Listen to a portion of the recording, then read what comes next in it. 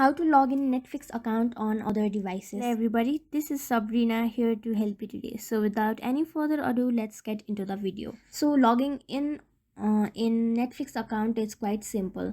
You just have to go to your Netflix app or your website if it's in your PC or whatever is best suitable for you. Then go to sign in and just enter your login credentials and you can sign in. But however, you can not watch the videos in many devices as you can, because it depends on the plan that you subscribe to.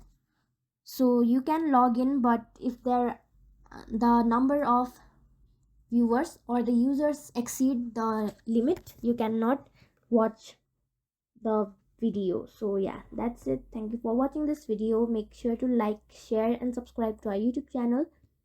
If you got any question, comment them down and I'll catch you in the next one.